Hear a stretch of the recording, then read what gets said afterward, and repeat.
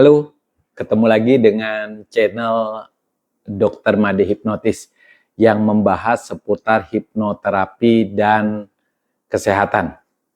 Kali ini topiknya tentang penyakit diabetes ya.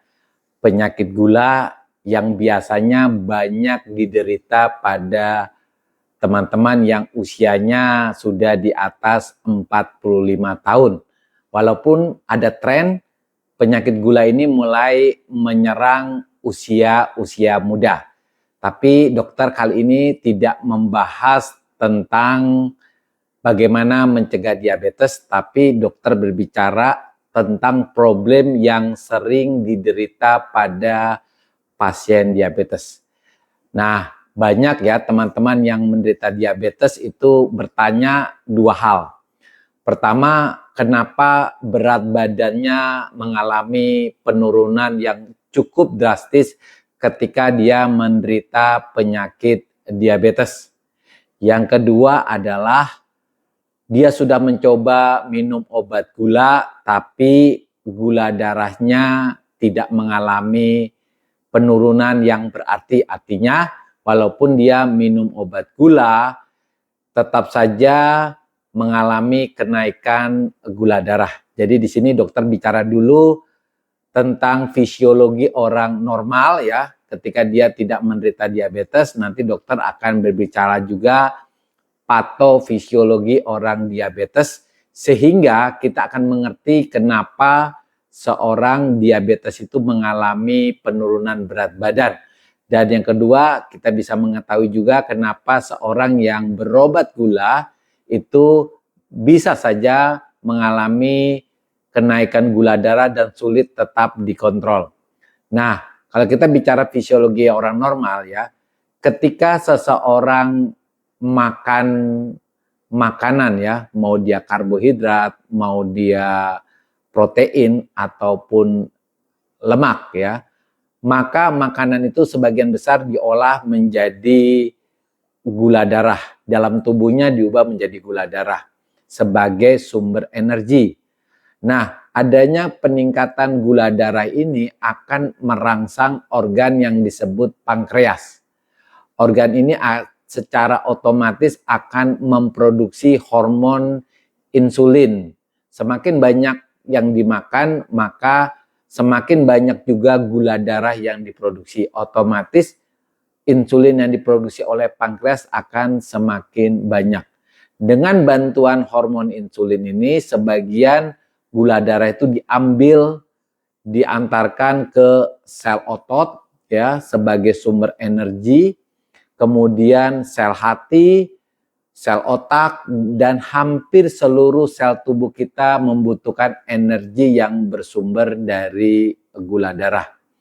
Nah, kelebihannya disimpan dalam bentuk cadangan energi. Itulah yang membuat ketika orang makan yang banyak, terutama yang nilai kalorinya tinggi, membuat orang itu semakin gemuk. Nah, yang jadi pertanyaan, bagaimana ketika orang itu mengalami diabetes? Jadi ketika orang diabetes itu dia makan yang cukup banyak ya, maka makanan itu akan menjadi gula darah, sama seperti orang yang tidak diabetes. Nah, peningkatan gula darah pada pasien diabetes ini tidak mampu menghasilkan insulin. Karena apa? Karena pankreasnya sudah mengalami kerusakan. Karena pankreasnya mengalami kerusakan, maka pankreasnya menghasilkan insulin tapi tidak cukup banyak atau tidak cukup untuk membuat gula darahnya menjadi normal. Artinya gula darah yang diambil oleh insulin untuk diantarkan ke sel otot, sel otak, dan seluruh sel tubuh manusia itu juga berkurang. Itulah yang mengakibatkan seorang diabetes itu mengalami penurunan berat badan walaupun dia makan yang banyak karena gula darah yang dihasilkan dari makanan tersebut itu tidak disimpan dalam tubuhnya, justru dibuang. Nah, Ketika dia makan banyak, tetap proses pembuangan itu terjadi. Bahkan ketika dia berpuasa, tubuh akan memproduksi gula darah dari cadangan gula darahnya dan akan membuat seorang diabetes itu akan mengalami penurunan berat badan yang drastis. Tadi bisa dijawab ya pertanyaan pertama, kenapa orang diabetes mengalami penurunan berat badan. Nah, kalau kita tahu bahwa diabetes itu disebabkan karena pankreasnya yang rusak, berarti kalau kita bisa mengganti insulin yang diproduksi oleh pankreas atau memberikan obat yang memacu kerja pankreas, termasuk menambah daya kerja pankreas, itu akan membuat kombinasi yang bagus yang membuat gula darahnya akan semakin terkontrol. Nah, kalau teman-teman sudah berobat gula, tetapi gula darahnya juga belum bisa terkontrol, mungkin kita harus cari tahu sebabnya apa. Biasanya gula darah susah dikontrol kalau ada faktor-faktor yang lain. Misalnya faktor infeksi. Infeksi ini akan membuat gula darah kita juga bisa sulit terkontrol. Jadi kalau ada infeksi, di samping memberikan obat gula, infeksinya juga harus diminimalkan ya, atau paling tidak dihilangkan. Yang kedua adalah stres. Stres juga akan membuat peningkatan dari gula darah. Atau faktor yang ketiga, obat yang kita berikan itu belum adekuat sehingga kombinasi ya antara obat-obat tertentu termasuk penggunaan hormon insulin itu bisa dipertimbangkan.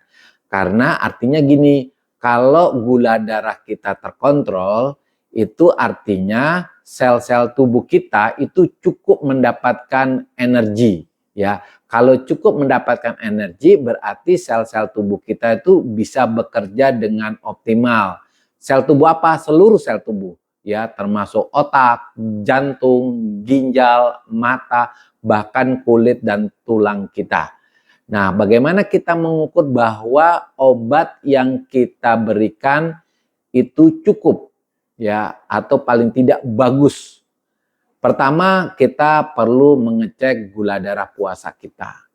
Kalau gula darah puasa kita berada di bawah 100, itu berarti teman-teman boleh cukup bagus ya. Yang kedua, gula darah 2 jam setelah makan. Usahakan di bawah 140. Dan ketika evaluasi 3 bulan, teman-teman memiliki HbA1c di bawah 7. Oke rekan-rekan, jadi ketika Anda menderita sakit gula, tidak usah khawatir ya, ternyata sakit gula itu bisa terkontrol ya, walaupun mungkin tidak bisa sembuh, tapi dia bisa terkontrol. Nah, artinya kalau terkontrol, tubuh kita tuh tetap akan sehat sampai kapanpun, ginjal kita tetap sehat, otak kita tetap sehat, bahkan jantung kita tetap sehat. Jadi teman-teman yang sakit gula, di samping mengontrol gula darahnya, konsultasi dengan dokter ya yang pakar di bidang diabetes supaya apa? Supaya kita bisa mencapai gula darah yang normal. Oke teman-teman, tetap semangat ya.